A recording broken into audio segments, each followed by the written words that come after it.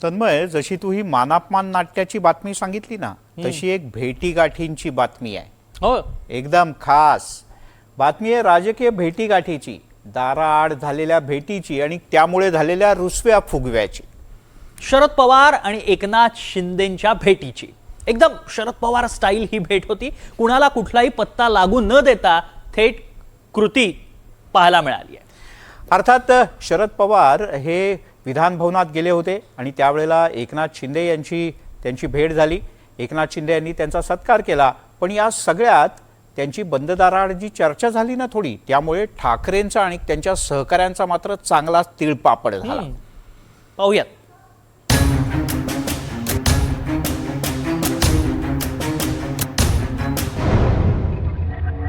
पवार आणि शिंदे भेटले.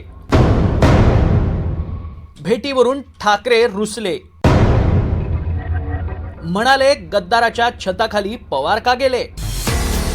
तुम अगर मुझको न चाहो तो कोई बात नहीं, तुम किसी और को चाहोगे तो मुश्किल होगी, असं ठाकरेंचं या फोटोबद्दल झालंय. शरद पवार हे फक्त आमचेच, त्यांनी आमच्या बरोबरच राहावं, दुसऱ्या कुणाबरोबर जाऊ नये, असा ठाकरेंचा पवारांबाबतचा पॉझिटिव्हनेस. असं असताना शरद पवार थेट जाऊन भेटले ते ठाकरेंचा नंबर 1चा शत्रू असलेल्या एकनाथ शिंदेंना. शरद पवार तब्बल 34 वर्षांनी विधान भवनात गेले. निमित्त होतं सीमा प्रश्नावरच्या बैठकीचं. बैठकीनंतर शरद पवारांनी थेट एकनाथ शिंदेंचं कार्यालय गाठलं. लक्षात घ्या, शरद पवार स्वतःहून शिंदेंच्या भेटीसाठी गेले.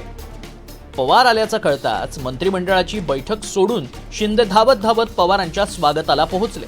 दोघांची भेट झाली. 15 मिनिटं चर्चाही झाली. या भेटीनं झोप उडाली ती ठाकरेंची. ठाकरे गटाचा प्रश्न होता, गद्दाराच्या छताखाली पवार कसे काय गेले? शरद पवार हे नक्कीच मोठे नेते आहेत, आदरणीय आहेत. पण एखाद्या ज्या गद्दारानं आपलं सरकार पाडलं,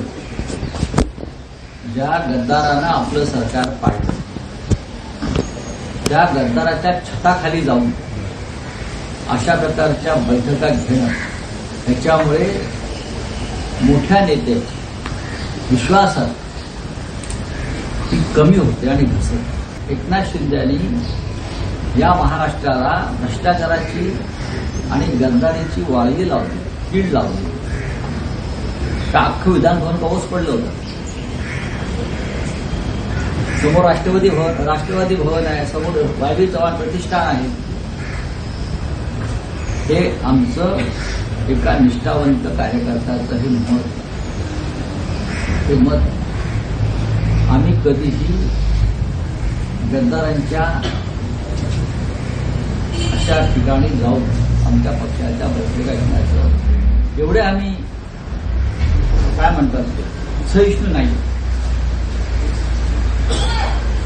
आणि एवढं आमचं मन नक्कीच मोठं. मविया सरकारचे शिल्पकार होते शरद पवार. एकनाथ शिंदेंनी बंड केल्यामुळेच मविया सरकार पडलं आणि उद्धव ठाकरेंना मुख्यमंत्री पदावरून पायउतार व्हावं लागलं. तेच शरद पवार एकनाथ शिंदेंना भेटल्यानं ठाकरेंना जास्तच झोंबलंय. गल्लीत दिल्ली सध्या जे राजकीय वारे वाहतायत ते पाहता या भेटीकडे प्रत्येक पक्षाची नजर होती. नाही, मला या गोष्टीचं आश्चर्य आहे की संजय राऊत साहेब ज्या शरद पवारांना वंदनीय बाळासाहेबांपेक्षाही मोठे मानतात, वंदनीय बाळासाहेबांपेक्षाही शरद पवार साहेबांना जे गुरु मानतात, त्या शरद पवार साहेबांनी एखादा घेतलेला निर्णय, त्या निर्णयावरती आता शिष्याने अशा पद्धतीने जर का तिथे आक्षेप घेतलेला असेल तर मला वाटतं ही आश्चर्याची बाब आहे. आणि संजय राऊत साहेब हे कोणाचेच होऊ शकत नाहीत. एकंदरीत त्यांनी पुन्हा एकदा हेच सिद्ध केले की ते शिवसेनेचे नाहीत, ते आता उभाटाचे नाहीत, ते शरद पवार साहेबांचेच आहेत. म्हणून आपल्या गुरुने मला जी गोष्ट आवडत नाही ती केली म्हणून त्यांना खरंच वाईट वाटलं असेल. संजय राऊत साहेबांचं जेवढं वय आहे, मला शंका आहे त्या वयापेक्षाही जास्त कदाचित पवार साहेबांचा अनुभव आहे. त्यामुळे संजय राऊत यांनी कोणावरती काय बोलावं काय नाही बोलावं, हा पहिली गोष्ट त्यांनी त्याचं स्वतःच आत्मपरीक्षण केलं पाहिजे आणि त्याच्यानंतर या अशा प्रकारचे स्टेटमेंट केले पाहिजे. राहिला पवार साहेबांनी काल ज्या पद्धतीने उपमुख्यमंत्री महोदयांच्या दालनामध्ये गेले, आजूबाजूला राष्ट्रवादीचंही कार्यालय होतं, त्यांच्या पक्षाचं कार्यालय होतं किंवा शिवसेनेचा उभाटा गटाचंही कार्यालय होतं, तिथे जात नसतील याचा अर्थ आघाडीमध्ये काही ना काही बिघाडी झालेली आहे, हे एक प्रकारचे संकेत होते. जनाब संजय राऊत आता इतके मोठे आंतरराष्ट्रीय नेते झालेत की ते शरद पवार साहेबांना विश्वासार्हता सांगतायत.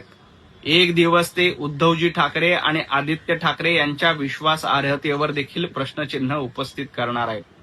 संजय राऊत गद्दार कोण आहे हे महाराष्ट्रानं बघितलंय. 2019 साली युतीला जनतेनं निवडून दिलं होतं. देवेंद्रजी फडणवीसांना आशीर्वाद दिले होते. मात्र तुम्ही महाराष्ट्राची गद्दारी करून, हिंदुत्ववादाशी गद्दारी करून काँग्रेसच्या मांडीला मांडी लावून बसलात. त्यामुळे खरे गद्दार हे उद्धवजी ठाकरे, संजय राऊत आणि उभाटा गट आहेत, ज्यांनी हिंदुत्ववादाशी गद्दारी केली.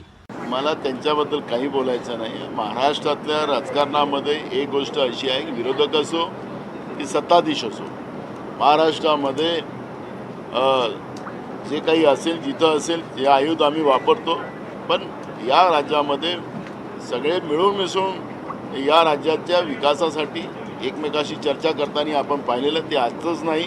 त्यामुळे शरद पवार आणि एकनाथ शिंदे साहेब अगर भेटले असतील आणि त्यांच्या काही, कारण की ते राज्याचे उपमुख्यमंत्री आहेत, त्यांच्याकडे काही काम असेल तर भेटणं म्हणजे चुकीचं होतं असं मला वाटत नाही. म्हणून त्याच्यामध्ये कोणी काय बोलावं हा विषय नाही. पण महाराष्ट्राचं जे काही राजकारणाचे जे काही हे व्यवस्था राहिलेली आहे त्याला कोणाचा विरोध असेल तर मला माहिती आहे. शरद पवार आणि एकनाथ शिंदेंच्या राजकीय भेटीचे तसे अनेक अर्थ आहेत. शरद पवार एनडीए बरोबर जाणार का याची चर्चा असतानाच ही भेट पार पडली. एकनाथ शिंदेंची मुख्यमंत्री पदाची इच्छा लपून राहिलेली नाही. असं असताना पवार शिंदेंची भेट घेऊन काय संदेश देत आहेत? एकनाथ शिंदे ऑपरेशन राष्ट्रवादीही करणार अशी चर्चा असतानाच ही भेट पार पडली आहे. राजकीय प्रतिस्पर्ध्याविरोधात एकत्र येण्यासाठी पवार आणि शिंदेंची भेट झाली का असे अनेक प्रश्न आहेत. या आधीही शरद पवारांनी दिल्लीत जाऊन एकनाथ शिंदेंचा सन्मान केला होता. त्या सत्कार समारंभात पवारांनी शिंदेंच्या कामाचं कौतुकही केलं होतं. त्यावेळीही ठाकरेंनी चिडचिड केली होती आणि गद्दारीची भाषा केली होती. मात्र शरद पवारांनी राष्ट्रवादी फुटूनही कधी गद्दारी हा शब्द उच्चारलेला नाही. पवारांचं राजकारण कायम प्रॅक्टिकल आणि सगळ्या पक्षांशी संवादाचं राहिलंय. काही बोलण्यापेक्षा पवार त्यांच्या प्रत्यक्ष कृतीतून अनेक इशारे देतात. पवारांनी शिंदेंची घेतलेली ही भेट हा असाच एक मोठा राजकीय इशारा मानला जातो. आता या इशाऱ्याचा नेमका अर्थ काय होतो ते कळायला महाराष्ट्राला थोडा वेळ द्यावा लागेल. मात्र या भेटीवरून ठाकरे जी चिडचिड करतायत ती पाहता पवारांवर निशाणा आणि मग यातून बाहेर पडण्याचा ठाकरेंचा बहाणा आहे का याची चर्चा सुरू झाली आहे. Bureau report, NDTV Marathi, Mumbai.